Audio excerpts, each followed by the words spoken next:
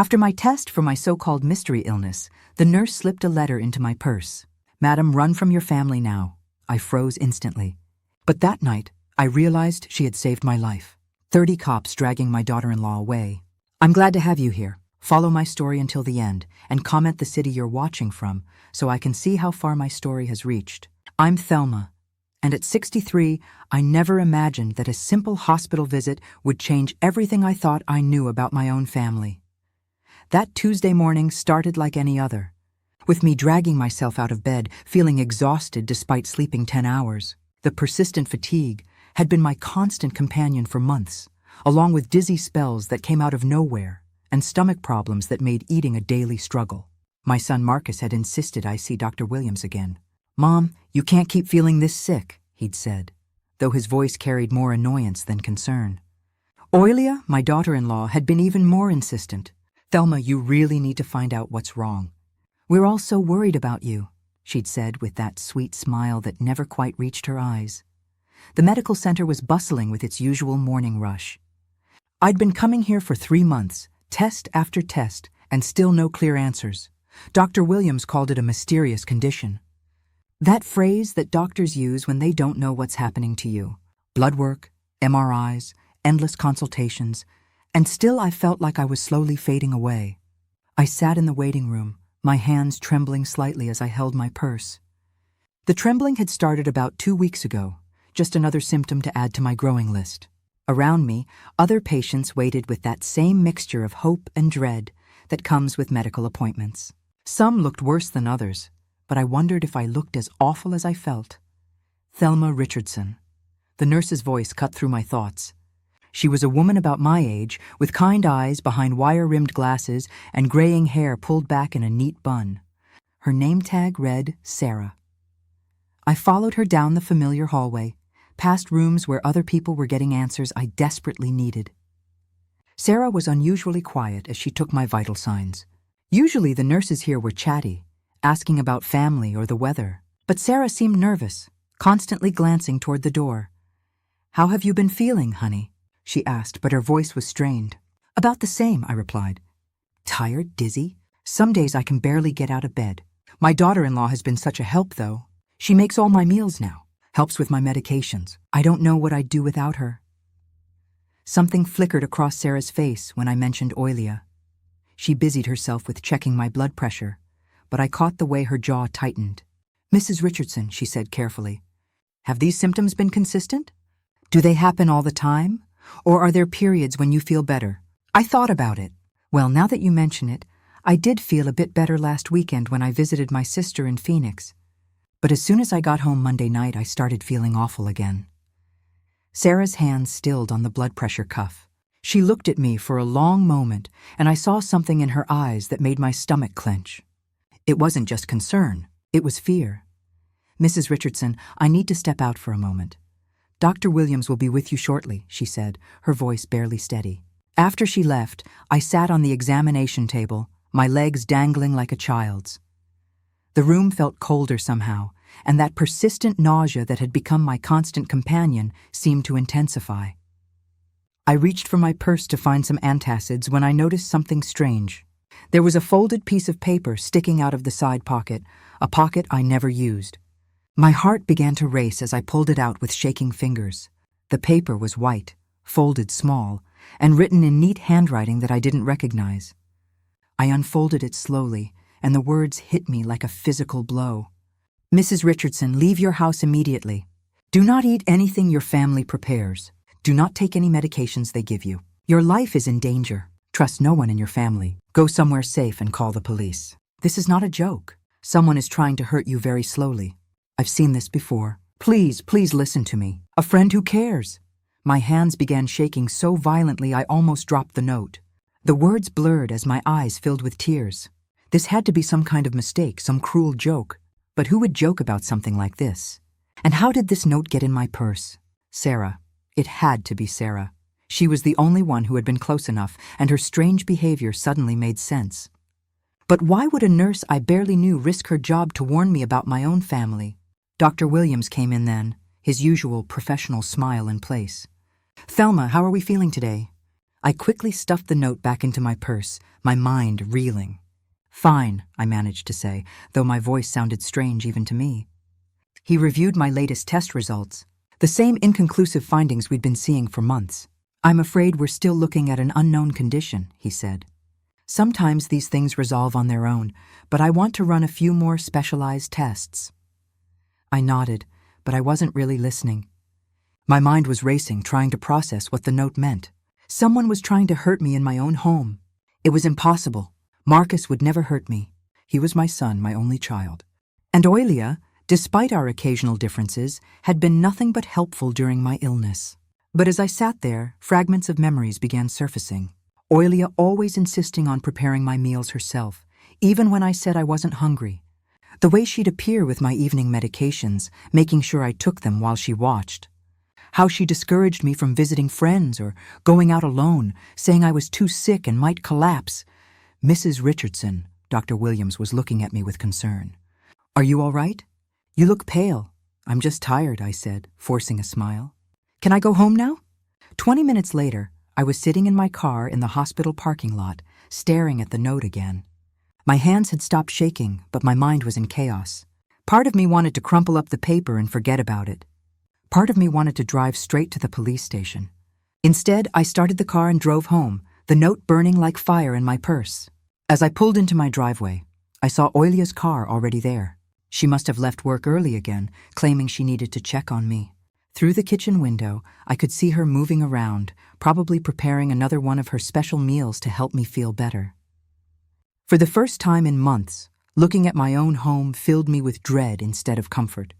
The white colonial house with its red front door suddenly looked different, almost sinister. The flower beds that Oilia had planted looked less like a caring gesture and more like a cover for something darker. I sat in my car for several minutes, watching my daughter-in-law through the window. She moved with purpose, checking something in a small bottle before putting it back in her purse. The casual way she handled whatever was in that bottle made my blood run cold. The note in my purse felt like it was radiating heat. Someone had risked everything to warn me, and now I had to decide whether to trust a stranger's words or the family I'd lived with for 5 years. As I finally got out of the car and walked toward my front door, one thought kept echoing in my mind. What if the person slowly killing me was the same person who had convinced everyone, including me, that she was trying to save me? The moment I walked through my front door, the smell of something cooking hit me. Usually, this would have been comforting. Oilia was an excellent cook, and she'd been preparing all my meals since I'd gotten sick. But now, with that note burning in my mind, the aroma made my stomach turn. "Thelma, you're back!" Oilia's voice rang out from the kitchen, bright and cheerful as always. "How did the appointment go? What did Dr. Williams say?" She appeared in the doorway, wiping her hands on a dish towel. At 38, Oilia was still strikingly beautiful, with glossy black hair and green eyes that sparkled when she smiled. She'd always been charming, which was probably why Marcus had fallen so hard for her when they met 6 years ago. Even I had been won over initially by her apparent devotion to our family. "He wants to run more tests," I said, trying to keep my voice steady. Still no answers. Oilia's face arranged itself into an expression of concern that now seemed almost practiced. "Oh, sweetie, that must be so frustrating. But don't worry, we'll figure this out. I'm making your favorite chicken soup. The recipe always makes you feel better." I watched her carefully as she spoke. Was I imagining the way her eyes seemed to gleam when she mentioned my continued illness? Was there something calculated about the way she immediately offered food? "Actually, I'm not very hungry," I said, settling onto the living room couch. "Maybe later." Oilia's smile faltered for just a fraction of a second. "Thelma, you need to eat to keep your strength up. You barely touched your breakfast this morning." That was true. The breakfast she'd prepared, scrambled eggs with herbs, had tasted slightly bitter, and I'd only managed a few bites. At the time, I'd attributed it to my ongoing nausea. Now, I wondered if there had been something else mixed in with those herbs. "I know, but my stomach has been so sensitive lately," I said, watching her reaction carefully.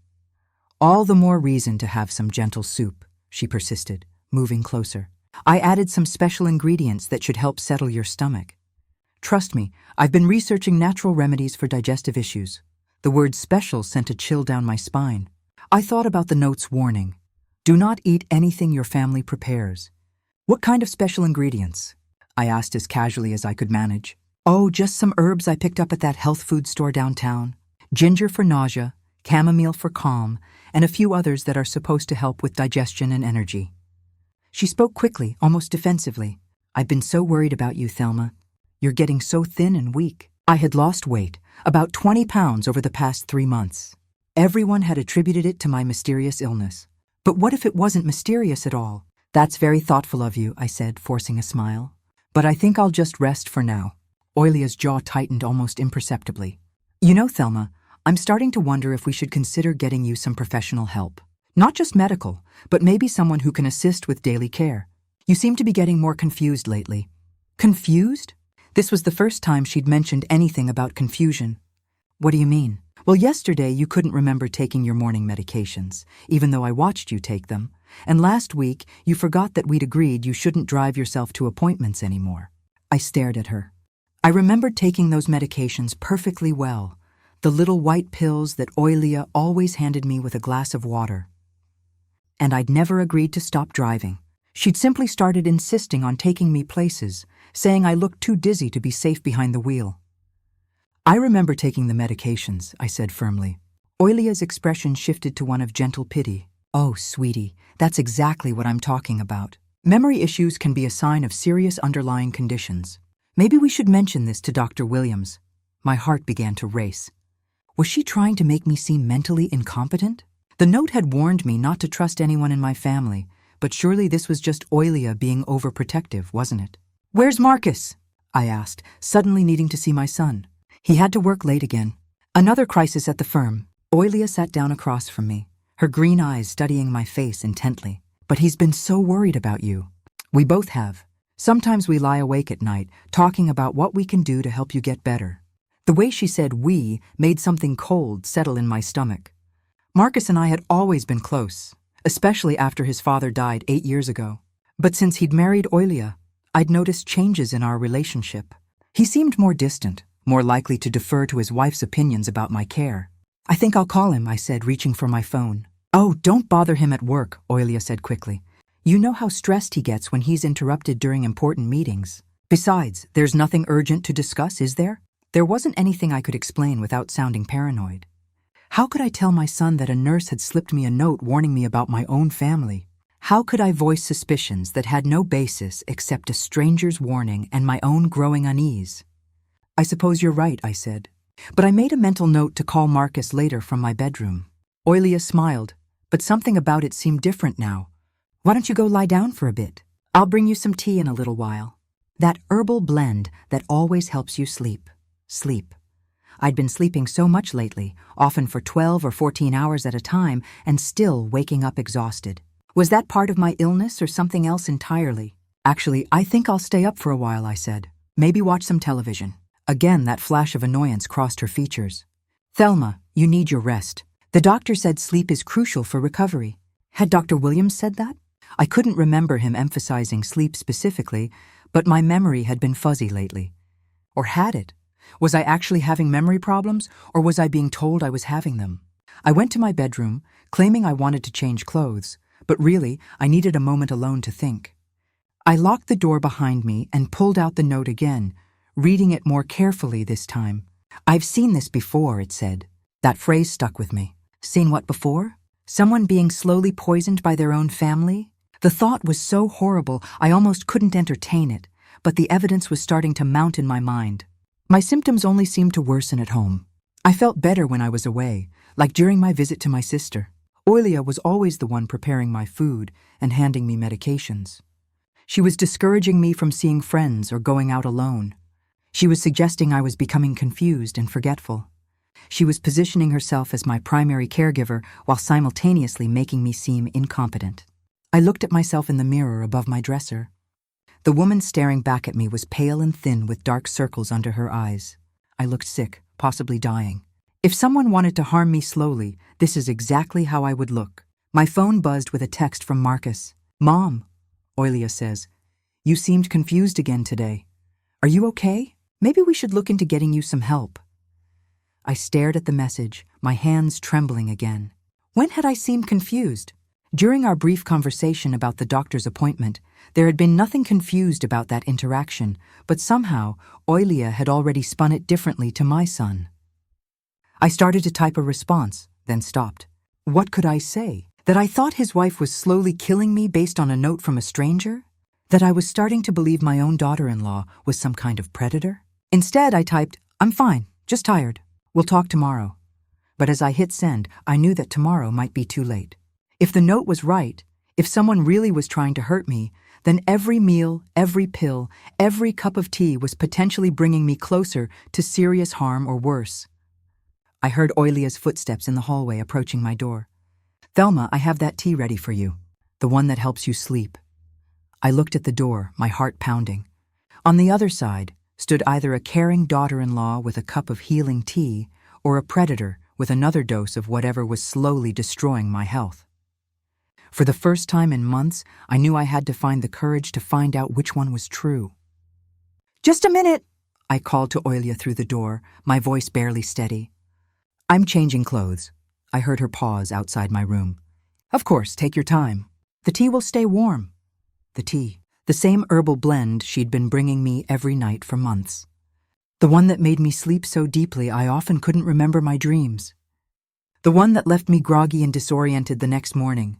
I waited until I heard her footsteps retreat down the hallway before I unlocked my door and crept to the kitchen. The house was quiet except for the soft murmur of the television in the living room. Oilia had returned to her soup preparation, humming softly to herself. From the kitchen doorway, I watched her work. She moved with practiced efficiency, stirring the pot with one hand while reaching into her purse with the other. I pressed myself against the wall as she pulled out a small glass vial no bigger than my thumb. The liquid inside was clear, almost invisible. My blood turned to ice as I watched her unscrew the tiny cap and measure out several drops into the steaming soup. She did it so casually, so naturally, like adding salt or pepper. Then she screwed the cap back on, slipped the vial into her purse, and continued stirring as if nothing had happened. I backed away from the kitchen, my heart hammering so hard I was afraid she might hear it. The note was right. The warning was real. My own daughter-in-law was poisoning me slowly and methodically, meal by meal. I made it back to my bedroom and locked the door again, my whole body shaking. For several minutes, I just stood there trying to process what I'd witnessed. This wasn't a misunderstanding or paranoia. I had seen her add something to my food with my own eyes. But what was it? And why was she doing this to me? I'd never done anything to hurt Oilia.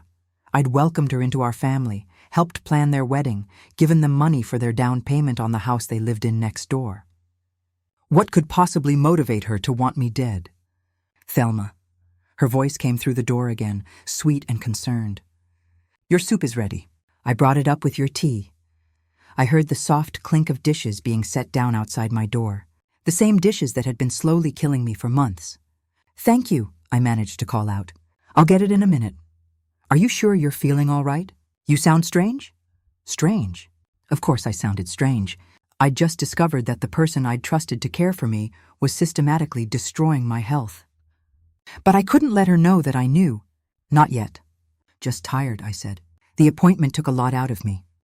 Well, make sure you eat and drink everything while it's warm. You need your strength. I waited until her footsteps faded completely before opening my door. The tray sat there innocently enough. A bowl of chicken soup that smelled delicious, a cup of herbal tea that looked perfectly normal, and even a small plate of crackers. To anyone else, it would have looked like a loving gesture from a caring daughter-in-law. I brought the tray inside and set it on my dresser, staring at it like it might explode. Then I did something I'd never done before. I took photos of everything with my phone. If I was going to prove what was happening to me, I needed evidence. Over the next hour, I heard Oilia moving around downstairs, occasionally calling up to check on me. How's the soup? She asked once. Are you feeling any better? It's delicious, I lied. Really hitting the spot. I poured the soup down the bathroom sink and flushed the tea down the toilet, being careful to make it look like I'd consumed everything. Then I sat on my bed and did something I hadn't done in months. I actually felt alert and clear-headed. For the first time, I forced myself to think back over the timeline of my illness. It had started gradually about 4 months ago, just occasional fatigue and nausea, but it had gotten progressively worse. And now I realized the timing coincided perfectly with when Oilia had started taking over my meal preparation. She'd made it seem so natural. "Thelma, you're not feeling well. Let me cook for you. Don't worry about making breakfast. I'll handle it. I picked up your prescriptions, and I'll make sure you take them on schedule." Prescriptions? My heart lurched as I thought about the medications Oilia had been giving me.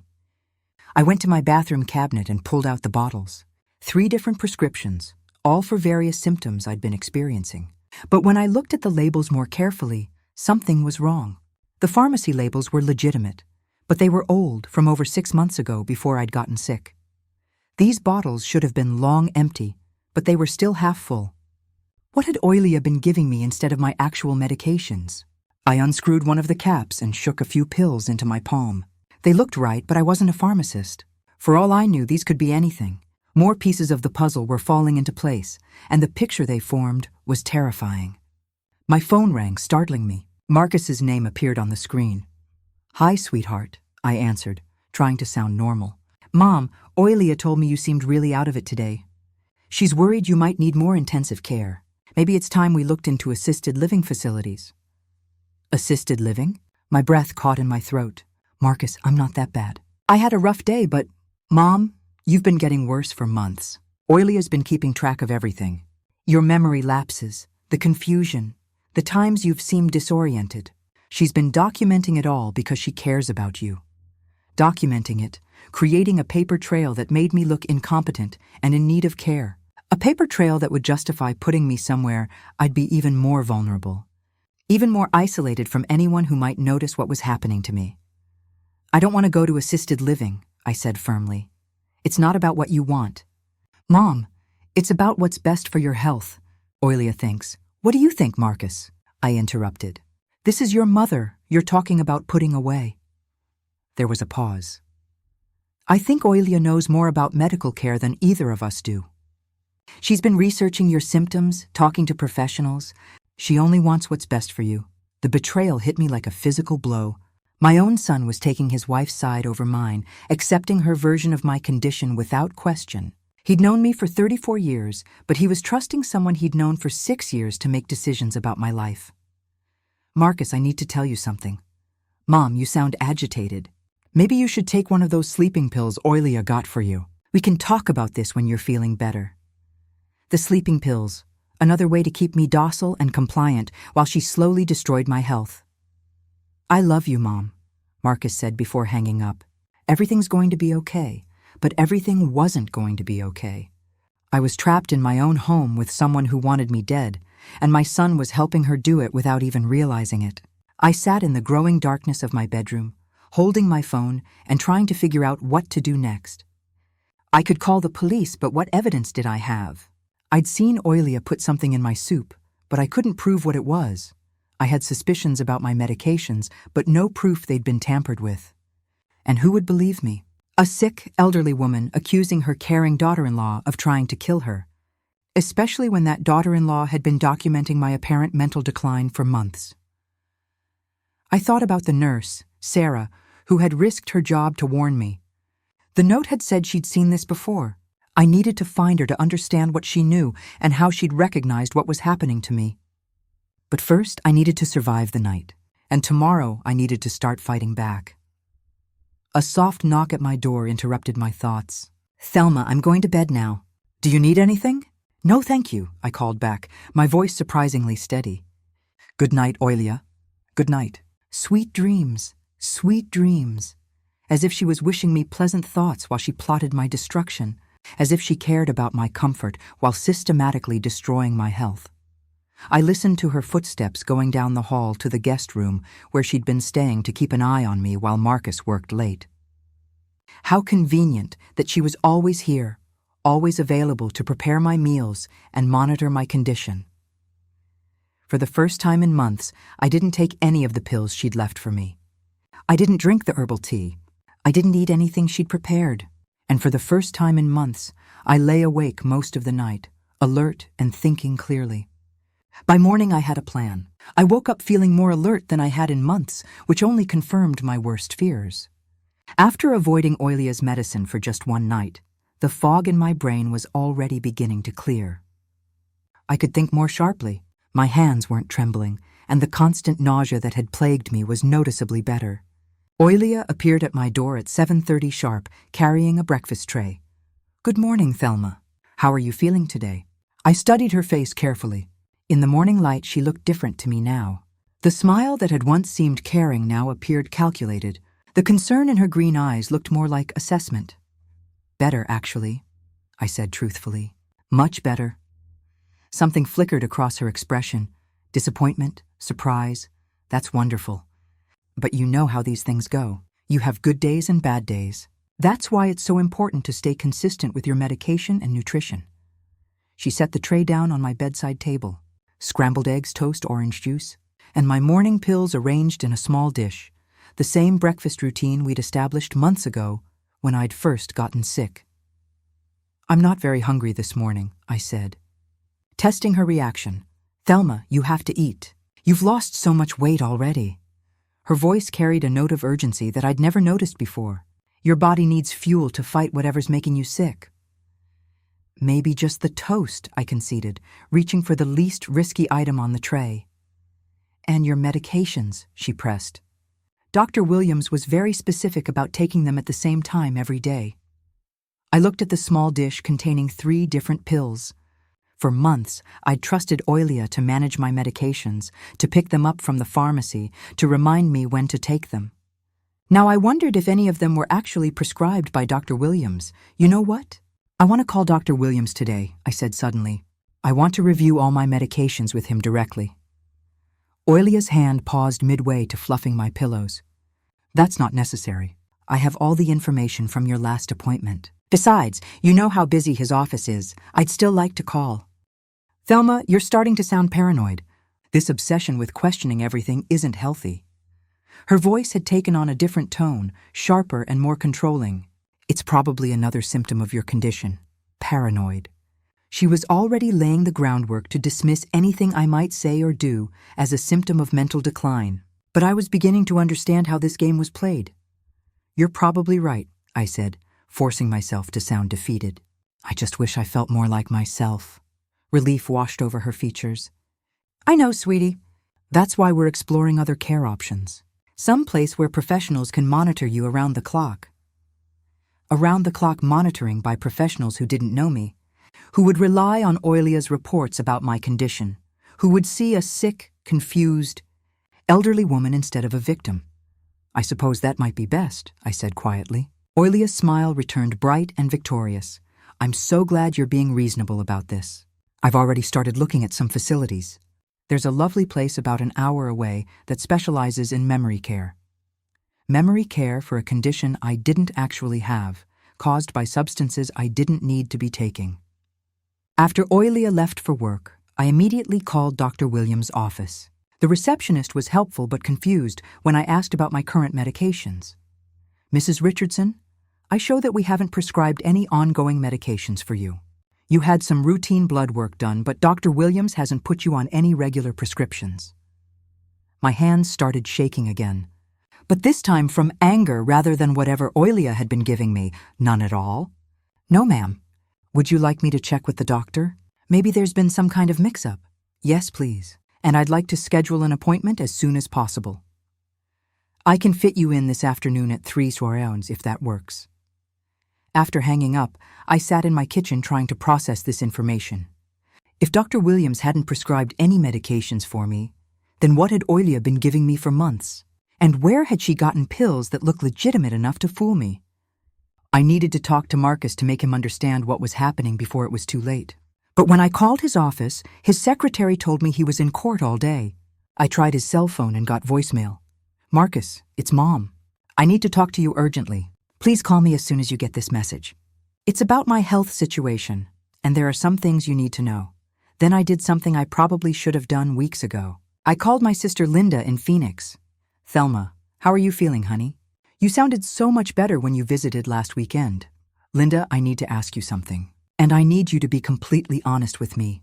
When I was at your house, did I seem confused or disoriented to you?" "Confused? Not at all. You seemed tired, but your mind was sharp as ever. We had perfectly normal conversations about everything from politics to that mystery novel you'd been reading. Why? My heart sank. Oily has been telling Marcus that I'm having memory problems, that I seem confused and disoriented. There was a long pause. Thelma, that's not true. At least it wasn't true when you were here. You were completely yourself, but I feel confused and disoriented at home. I have trouble thinking clearly. My memory seems fuzzy. Only at home? Only at home? Another pause. Longer this time. Thelma, what exactly is Oilia doing to help with your care? I told her everything, the meal preparation, the medication management, the documentation of my supposed decline. As I spoke, I could hear Linda's breathing grow more agitated. Honey, this doesn't sound right. Have you considered that maybe your symptoms are connected to whatever help she's giving you? I'm starting to think that might be the case. Thelma, listen to me. You need to get out of that house. Come stay with me while you figure this out. I can't just leave. Marcus would think I've lost my mind completely. Then bring Marcus with you. Make him see what you're like when you're away from her influence. Before I could respond, I heard a car in the driveway. Through the window, I saw Oilia's sedan pulling in. She was home early from work again. Linda, I have to go. Oilia is here. Thelma, be careful and call me tonight. I hung up just as Oilia came through the front door, carrying shopping bags and wearing that bright smile that no longer fooled me. I brought lunch from that deli you like, she announced. Chicken salad sandwich and vegetable soup. You need to keep your strength up for your appointment this afternoon. My appointment? How did she know about my appointment with Dr. Williams? What appointment? I asked carefully. Your 3-9 with Dr. Williams. I called to check on some medication questions, and his office mentioned you'd scheduled something. She was already unpacking the food, arranging it on plates with practiced efficiency. I thought I'd drive you since you seemed so anxious this morning. She'd called Dr. Williams's office to check on medication questions, the same medications that weren't actually prescribed. My stomach clenched as I realized she was probably trying to cover her tracks to make sure her story matched whatever records the doctor had. That's very thoughtful, I said, watching her prepare my lunch. But I think I can drive myself. Nonsense. You shouldn't be driving when you're having memory issues. What if you got confused and had an accident? There it was again. The assumption that I was incompetent. The insistence on controlling my movements. But this time I recognized it for what it was. Imprisonment disguised as care. Actually, I'm feeling much clearer today, I said. The best I've felt in months. Oilia's hands stilled for just a moment. That's wonderful. But you know how quickly these things can change. One minute you're fine, the next you're disoriented. It's better to be safe. She handed me the plate with the sandwich and a bowl of soup. Both looked perfectly normal, but now I understood that normal was the point. Whatever she was using was probably tasteless and odorless. Something that would blend seamlessly into food and drink. I think I'll save this for later, I said, setting the plate aside. My stomach's still a bit unsettled. Thelma, you have to eat something. You're wasting away to nothing. The urgency in her voice was more pronounced now, almost desperate. She needed me to consume whatever she'd prepared. Needed me to be compliant and docile for the doctor's appointment. Just not right now, I insisted. That's when her mask finally slipped. The caring smile disappeared, replaced by something cold and calculating. You're being difficult again. This is exactly the kind of behavior that's been worrying Marcus and me. Difficult for not wanting to eat lunch when I wasn't hungry? For wanting to drive myself to a doctor's appointment?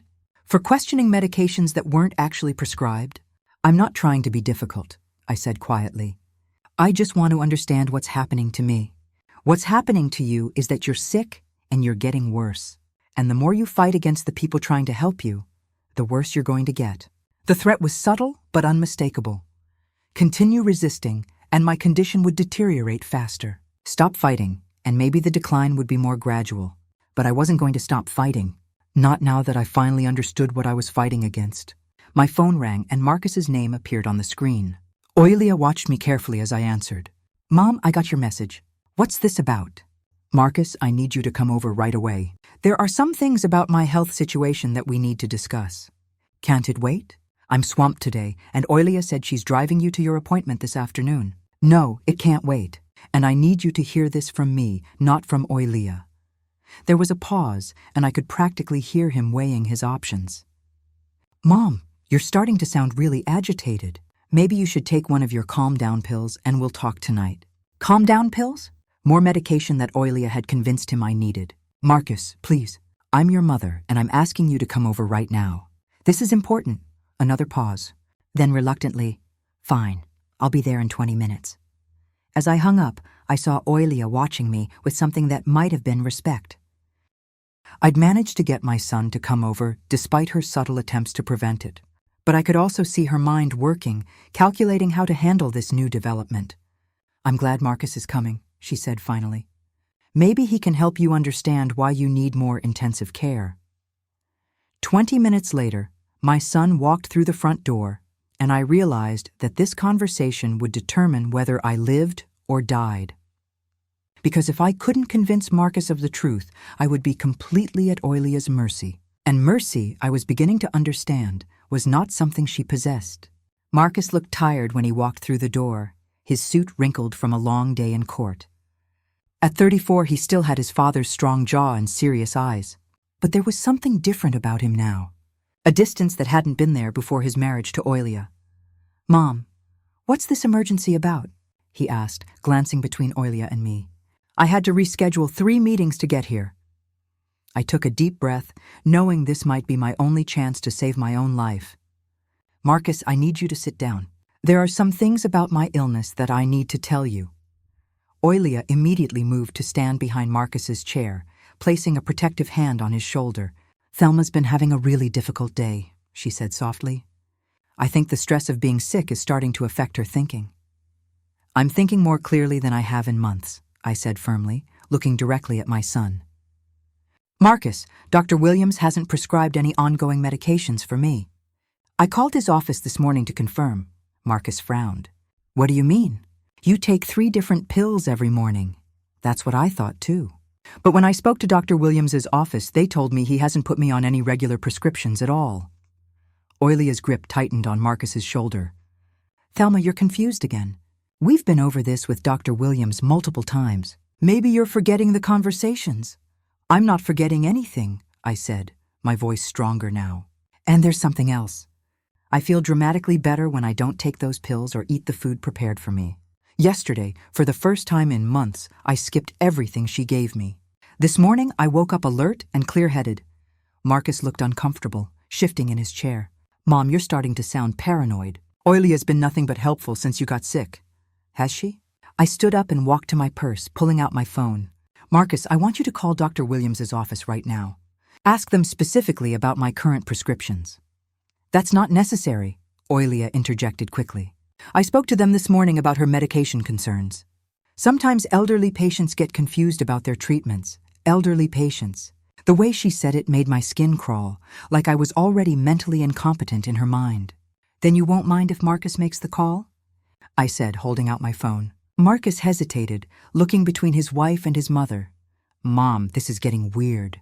Why would Oilia lie about your medications?" "I don't know why," I admitted. "But I know she is lying." "Thelma," Oilia's voice was gentle but firm. "You're having another episode." This is exactly what I was telling Marcus about. The paranoid thoughts, the accusations. "It's progressing faster than we thought. Another episode." She had a ready explanation for everything. A medical-sounding reason to dismiss any concerns I raised. "Fine," I said, walking to the kitchen. "Let me show you something else." I went to the cabinet where I kept my medications and brought back the 3 bottles Oilia had been giving me pills from. "Marcus, look at these dates." He took the bottles and examined the labels. "These are from 6 months ago, before you got sick." "Exactly. These bottles should have been empty months ago, but they're still half full. So, either I haven't been taking the medications consistently, or these aren't the medications I've been taking." Marcus looked at the bottles more carefully, his lawyer instincts finally kicking in. "The dates don't make sense," he admitted. "There's a reasonable explanation," Oilia said smoothly. "I had them refilled, but the pharmacy sometimes reuses the old labels. It's a computer glitch they've been having." She had an answer for everything, but I wasn't done. "Marcus, I want you to drive me to my appointment with Dr. Williams today alone." "No, Oilia, that's not a good idea," Oilia said immediately. "You were disoriented this morning and your driving isn't safe anymore." "I'm not driving. Marcus is driving me." "I don't think you should go alone with your mother when she's having an episode like this," Oilia said to Marcus. What if she becomes agitated or confused while you're there? You won't know how to handle it. I watched my son's face as he processed this. The woman he loved and trusted was telling him his mother was mentally unstable and potentially dangerous. The mother who had raised him was claiming that same woman was trying to harm her. "Mom," Marcus said slowly, "maybe Oilia should come with us just in case." My heart sank. He was choosing her version of reality over mine. "Marcus, please. I'm begging you. Just this once. Trust me over her." Something in my voice must have reached him because he paused. "Why is this so important to you?" "Because I think someone has been putting things in my food and giving me pills that aren't prescribed by any doctor. And I think that someone is slowly killing me." The words hung in the air like a bomb that had just exploded. Marcus stared at me in shock, and Oilia's face went very pale. "Mom, that's a serious accusation," Marcus said quietly. "It's a serious situation." Oilia recovered quickly. "Marcus, this is exactly what I was worried about. She's developing paranoid delusions. This is a common symptom of certain types of dementia." "I don't have dementia," I said firmly, "and I can prove what I'm saying." I walked back to my bedroom and returned with my phone, opening the photos I'd taken the night before. Yesterday evening, I watched Oilia add something from a small bottle to my soup. I took pictures of the food she brought me. I showed Marcus the photos of the untouched tray. I didn't eat any of it. I poured it down the sink, and this morning, for the first time in months, I felt normal. Marcus examined the photos, his expression troubled. "These just show a tray of food." "Mom, call Dr. Williams," I said again. "Right now, ask him specifically what medications he's prescribed for me." This time, Marcus didn't hesitate. He dialed the number I gave him and waited. "Yes, this is Marcus Richardson calling about my mother, Thelma Richardson. I need to verify what medications Dr. Williams has prescribed for her current condition." I watched Oilia's face as Marcus waited for the response. Her composure was starting to crack just slightly. "I see," Marcus said after a moment. "No ongoing prescriptions at all? Nothing for her current symptoms?" The silence in the room was deafening. "Thank you," Marcus said, hanging up. He looked at Oilia with confusion. "They say Dr. Williams hasn't prescribed any medications for Mom, that her test results have been inconclusive, but there's been no treatment plan involving prescription drugs." Oilia's face had gone from pale to flushed. "That can't be right. There must be some confusion in their records." "What medications have you been giving my mother?" Marcus's voice had changed, taking on the tone he used in court when questioning a hostile witness. "The ones Dr. Williams prescribed," Oilia insisted. But her voice lacked its usual confidence. "Which ones specifically? What are the names of the drugs?" Oilia opened her mouth, then closed it. For the first time since I'd known her, she seemed at a loss for words. "And where did you get them?" Marcus continued. "If they're not in Dr. Williams' system, what pharmacy filled these prescriptions?" "There must be some miscommunication between the offices," she stammered. Maybe Dr. Williams' staff made an error, but Marcus was a criminal defense attorney. He knew evasion when he heard it. "Mom," he said, turning to me, "get your purse. We're going to Dr. Williams' office right now." "Marcus, I really think I should come with you," Oilia said, her voice higher than usual. "In case your mother has another episode." "No," Marcus said firmly. "You're staying here for a moment." Oilia looked like she might argue. Then something shifted in her expression, and I saw a flash of something that made my blood run cold. It wasn't concern or confusion. It was calculation. "Of course," she said, her smile returning but not quite reaching her eyes. "I'll be here when you get back. I hope Dr. Williams can clear up this confusion." As Marcus and I drove to the doctor's office, he was quiet for several minutes. Finally, he spoke. "Mom, if what you're suggesting is true, it means I've been married to someone who's been trying to kill my mother." "I know how it sounds," I said. "I know it's hard to believe. The medication thing is definitely wrong," he admitted. "But putting something in your food, that's attempted murder." "Yes, it is." "Why would she do that? What would she gain?" "I'd been thinking about that question all day. Your inheritance, Marcus. If something happens to me, everything I have goes to you, and what's yours becomes hers." Marcus was quiet again as we pulled into the medical center parking lot. "Mom, if this is true, if she really has been poisoning you, Then we need to involve the police. I know, but first, I need Dr. Williams to confirm that I'm not actually sick, that there's nothing wrong with me that can't be explained by someone giving me harmful substances. As we walked into the medical building, I felt hopeful for the first time in months. Marcus believed me, or at least he was willing to investigate, but I also felt a chill of fear.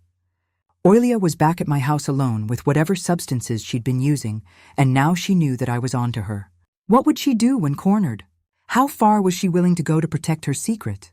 By the time we finished with Dr. Williams and had our answers, it might already be too late. Dr. Williams confirmed what I already knew, but desperately needed documented. After a thorough examination and review of all my test results, he found no underlying medical condition that would explain my symptoms. More importantly, he agreed to order immediate blood and urine tests to screen for foreign substances. "Mrs. Richardson," he said, his expression grave, "if someone has been giving you unauthorized medications or other substances, we need to find out exactly what they are. Some of these compounds can cause permanent damage if exposure continues." Marcus sat beside me, his face a mask of controlled fury. "How long before we get the results?" "I'm marking this as urgent. We should have preliminary results by tomorrow morning. Full analysis by Friday." As we left the medical center, Marcus was quiet until we reached the car. Then he turned to me, his voice shaking with emotion. "Mom, I'm so sorry. I should have listened to you. I should have questioned what was happening instead of just accepting Oilia's explanations." "You trusted your wife," I said gently. "That's what you were supposed to do. I was supposed to protect my mother, too." We drove home in heavy silence, both of us dreading the confrontation that was waiting. But when we pulled into the driveway, Oilia's car was gone. Marcus frowned as we walked to the front door. She said she'd be here when we got back. Inside, the house felt different, empty in a way that had nothing to do with Oilia's physical absence. On the kitchen counter, I found a note written in her neat handwriting. "Marcus and Thelma, I realized that my presence might be making things more stressful for everyone. I've gone to stay with my sister for a few days to give you both some space.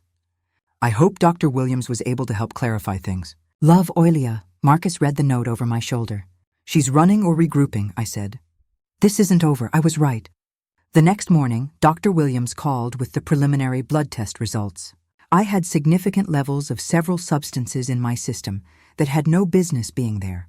A mild sedative, a drug typically used to treat nausea that in larger doses could cause confusion and memory problems, and traces of a plant extract that could cause fatigue and digestive issues. Mrs. Richardson, these substances taken together over an extended period would definitely cause the symptoms you've been experiencing. The combination is quite sophisticated, designed to mimic various illness symptoms while keeping the victim functional enough not to raise immediate alarm. Marcus was on the extension line. "Dr. Williams, this is clearly deliberate poisoning. We need to contact the police immediately." That afternoon, Detective Sarah Martinez sat in my living room taking detailed notes as I recounted everything that had happened. She was a woman in her 40s with kind but sharp eyes, and she listened without judgment as I told my story. "Mrs. Richardson, these cases are more common than people think," she said when I finished. "We see this type of gradual poisoning in domestic situations, often with financial motives. The challenge is always proving intent and gathering sufficient evidence." "What kind of evidence do you need?" Marcus asked. "We'll need to test any remaining food or medications in the house. We'll want to examine Mrs. Richardson's medical records to show the timeline of symptoms, and we'll need to trace where the substances in her system came from." Over the next several hours, Detective Martinez and a forensics team methodically went through my kitchen and bathroom. They found traces of the same substances from my blood test in an herbal tea blend that Oilia had been giving me nightly. Hidden in the back of her purse, which she'd left behind in her hurried departure, they found 3 small vials containing concentrated forms of the same compounds. "This is enough for charges," Detective Martinez told us. Attempted murder at minimum, but Oilia had vanished. Her sister claimed she'd never arrived, and her cell phone was disconnected. It was as if she'd simply disappeared. 2 days later, I got a call from Sarah, the nurse who had saved my life with her warning note. "Mrs. Richardson, I saw the news about your case. I wanted you to know that the woman you knew as Oilia isn't who she claimed to be." My hands began to shake as Sarah continued. "Her real name is Olivia Chen. She's done this before, at least twice that I know of. 5 years ago, she was married to an elderly man in Oregon who died of what appeared to be complications from Alzheimer's disease. Before that, she was a caregiver for a wealthy widow in California who also died from a mysterious illness." "How do you know all this?" "Because the widow in California was my mother." The words hit me like a physical blow. "Your mother?" "She was 78 when Olivia came to work for her as a live-in companion. Within 6 months, my mother was showing signs of dementia and declining health. I tried to raise concerns, but Olivia was so convincing, so caring. She had my mother convinced that I was trying to steal her money." Sarah's voice broke slightly as she continued. "My mother died 18 months later, leaving everything to Olivia. By the time I figured out what had really happened, Olivia had disappeared with over $200,000. Why didn't you go to the police?" "Then I tried, but without proof, without the body being tested for foreign substances, there was no case. My mother had been cremated and all the evidence was gone. So when you saw me, I recognized the symptoms immediately. The gradual decline, the confusion, the way you described feeling better when you were away from home. I couldn't let it happen again." Detective Martinez was fascinated by this information. Within hours, she was coordinating with police departments in Oregon and California, building a case that spanned multiple states and multiple victims. The breakthrough came a week later when Olivia was arrested trying to board a flight to Mexico using a fake passport. In her luggage, they found more vials of the substances she'd been using to poison me, along with fake identification documents and over $50,000 in cash. The trial was held 6 months later. I testified about my experience, as did Marcus, about how he'd been manipulated into believing I was mentally declining. Sarah testified about her mother's death and how she'd recognized the pattern. Medical experts explained how the combination of substances could mimic various disease symptoms while slowly destroying someone's health. Olivia, or Oilia as I'd known her, sat through it all with the same serene expression she'd worn while poisoning me for months. Even when the jury returned a guilty verdict on charges of attempted murder, conspiracy, and fraud, she showed no emotion. She was sentenced to 25 years in prison. The judge called it one of the most calculating and cruel crimes he'd ever seen. But the real healing began after the trial ended. Marcus and I spent months rebuilding our relationship, talking through how Olivia had manipulated both of us, how she'd gradually isolated me and turned him against his own mother. He was filled with guilt, but I helped him understand that he'd been a victim too. She was a professional. I told him this was what she did. She studied people, found their weaknesses, and exploited them. You couldn't have known. My health returned completely within a few months of stopping the substances Olivia had been giving me. The fatigue disappeared, my mind cleared, and I regained the weight I'd lost. Dr. Williams marveled at my recovery, saying it was like watching someone come back from the dead. A year later, I was contacted by Detective Martinez again. 2 more cases had emerged. Women in different states who had experienced similar symptoms while in relationships with men who had since disappeared.